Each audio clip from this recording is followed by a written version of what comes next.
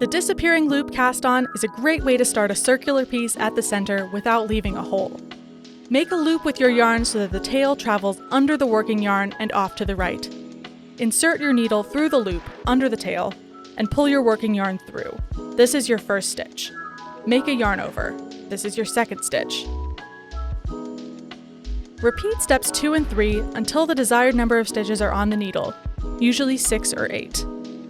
Start knitting onto double-pointed needles. For row 1, knit 1 and yarn over twice onto each double-pointed needle.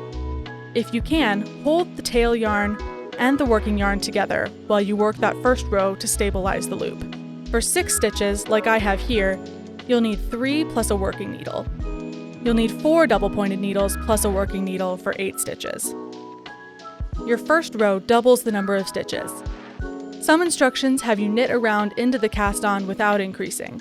By increasing in the first round, we avoid creating a protruding bump. For row 2, knit 1, then knit 1 through the back loop, twice onto each needle. Knitting through the back loop twists the yarn overs and closes up the holes.